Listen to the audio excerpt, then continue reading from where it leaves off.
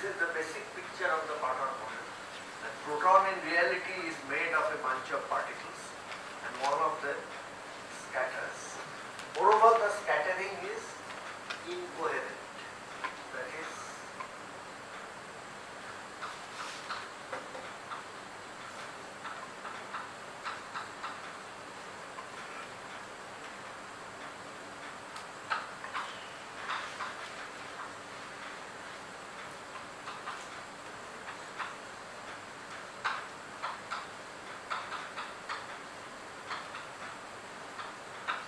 these point-like particles are all photons,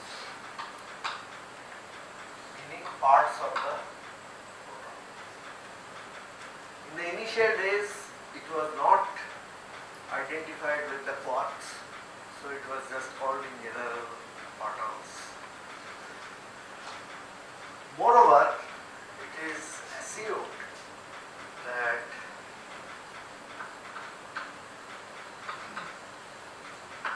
the proton 4 momentum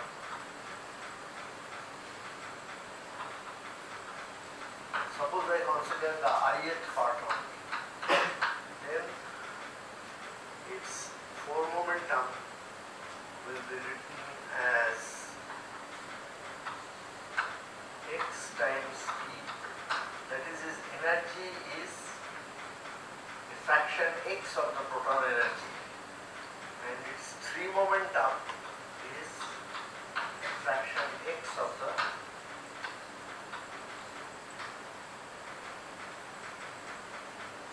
x actually is a fraction.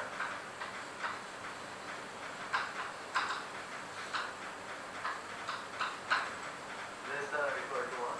Maybe some proton carry the full energy. One proton carry the full energy momentum of the proton. That probability is small, but E and P are proton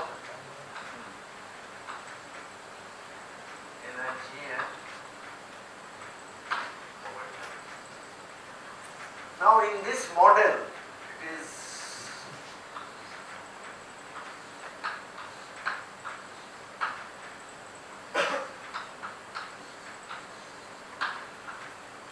possible to write down that is sigma d omega. This will be, I will explain it in a minute. Let me write down first.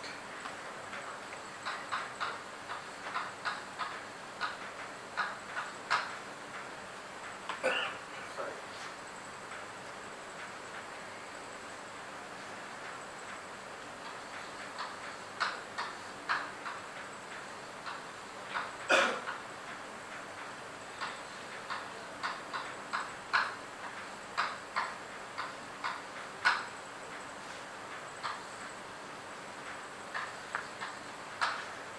Now what does it mean? Well, remember in the last lecture I wrote down the double differential cross section for the scattering of 2 point-like particles. That formula has to be substituted here, whatever was written in the last class. And then in that formula you have to assume that this point-like particle, which is one member of the scattering process, has energy momentum like that, but x is unknown. Therefore, I introduce another probability function, and this is the probability that the ith proton carries probability that the ith proton carries x fraction of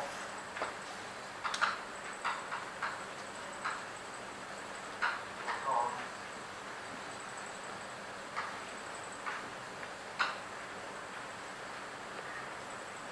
and what is EI? If you look into the formula written in the last class, it was assumed that both the scattering particles have charge 1 unit E.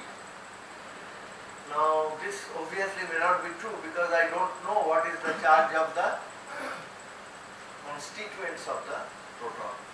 Therefore that formula has to be modified by EI square. Electron of course has charge, that we know for sure.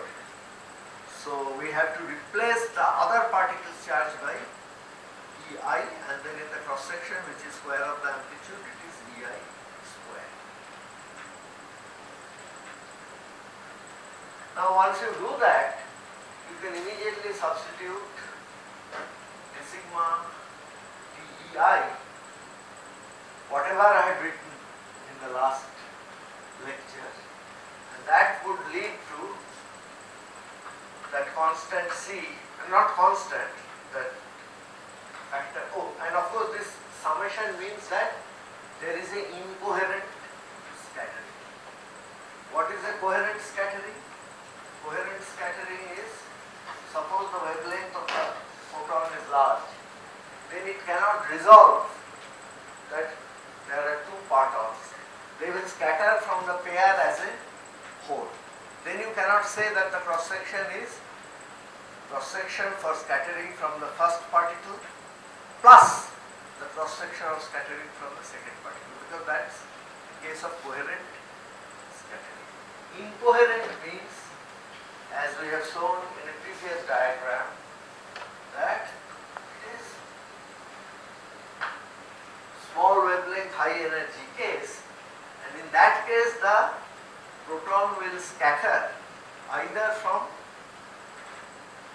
this one or from the other one. Both have certain probability. So we have to add incoherently the cross sections. Just as in Rutherford's experiment, the scattering was primarily taking place from the nucleus because the alpha particle could resolve the nucleus. So this summation means that we are taking the incoherent nature of the scattering in the high energy limit. Sir, Yes? here I is the number of partons. Yes, I is, I don't know what I is. How to consider the How to many consider numbers? what? Summation. How many numbers of partons you summation can will be? take? Doesn't matter. European scaling will follow if you have n number of particles. That is the beauty. Okay? Let us wait for 5 minutes and we will see. So this will be. So there are two parts. One is the Parton model, which explains Bjorken scattering. This is Feynman's genius. And the second part is identifying the quarks with the partons. That is a signature of Bjorken's genius. That it was actually a work by Bjorken and a postdoc, Pascoe and Bjorken. Obviously Bjorken was the leader in the collaboration. That is quark parton model. Then the partons are identified with the quarks. Now for this we do not need to identify. The summation is good enough.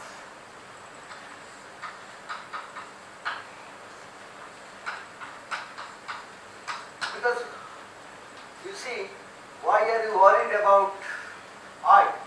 This whole function I don't know. But it doesn't matter. Still we can understand Bjorken's scale. That is the beauty. This is who has given you the probability. You cannot make an experiment and see what is the probability that the parton carries a certain fraction of the proton momentum. This can be extracted from experiment, but as it stands now, it is not known. And then I simply put the formula. Remember those data functions and so on?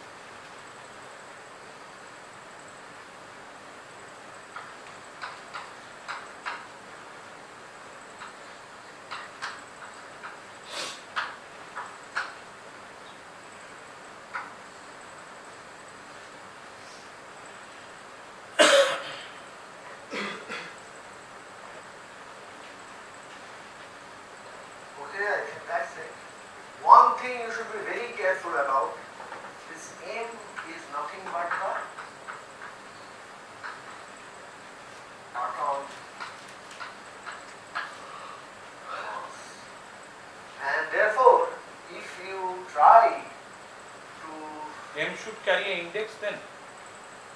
No, you assume that their mass is equal. You assume. This is a model. This is not a fundamental theory. Okay? But M is something determined by these assumptions that the pattern carries X fraction. In that case, you are forced to put M to be equal to M times the proton mass, which means that otherwise you cannot have this relation. The pattern energy is E times the proton energy. Now, this is a very, very unusual thing. You are really taking this pattern to be of a variable mass. Now, this thing is understood very naively. There are rigorous arguments in the following way, that after all the pattern is inside the proton, so it is confined, and because of the confinement its mass gets modified so that this formula is satisfied. But there are other rigorous justifications which I am not in a position to discuss here at all. The naive description is that eventually the partons will be regarded as massless anyways. That is, M is an extremely small number. So how does it matter if you multiply a small number with another number which is by definition less than 1? That is the naive justification. A little more, less naive qualitative thing is that because the whole thing is confined, its mass gets modified. Let me tell you, although we have not invoked the quark here, if you look into the literature, you will find that the quark mass, which is called current quark mass, that is when the quark appears in a current, that is for the U quark, that is, something like, I don't know, maybe 3 MeV or so. But when the quark is inside the proton, and if you want to understand the proton, it has to be 1/3 of the proton mass roughly. So it is much more. Proton is 1 GeV. So this has to be 300. So this is the rigorous justification that when things are bound, its mass gets modified. Now, once you do that, then if you compare the formula in terms of W1 and W2, you can find that you can immediately write W1 in terms of this summation. How?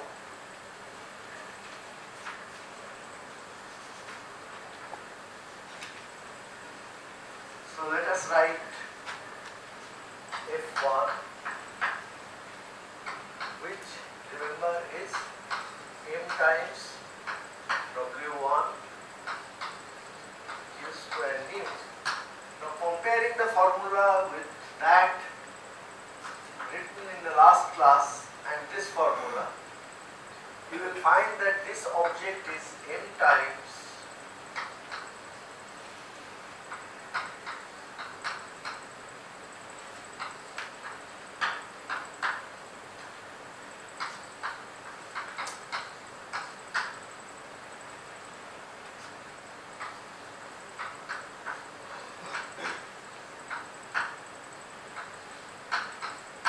this is the W1 of a point-like particle, which I wrote in the last class as W1 point.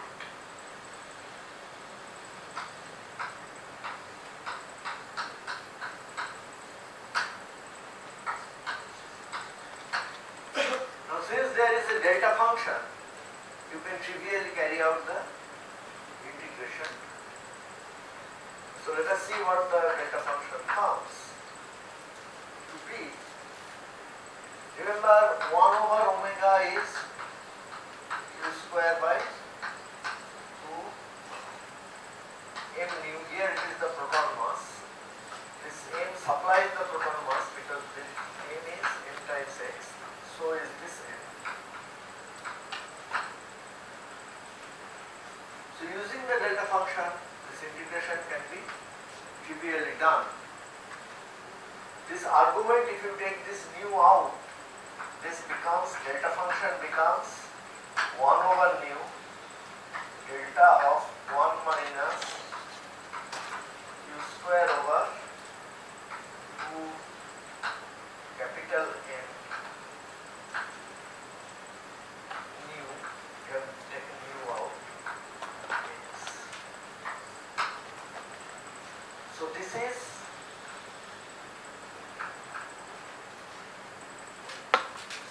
1 over omega x, the second term. It is nothing but 1 over omega x. So the argument of the delta function vanishes when x is 1 over omega. That is because of the point-like nature, x and omega are not independent variables. X is 1 over omega. Only then the argument of the delta function vanish. So therefore, whatever you get out of this integration will be a function of omega only, and namely it will be f1 equal to half summation over ei square fi.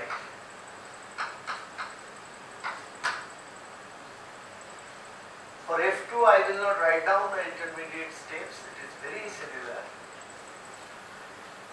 and it turns out that f2 will be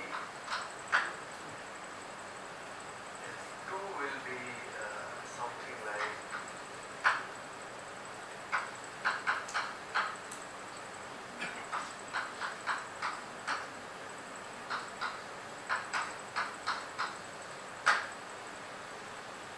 so we are convinced that both are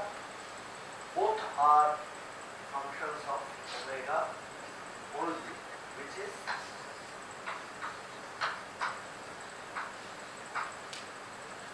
or you can write them as a function of x equivalently by replacing 1 over omega by x. So this is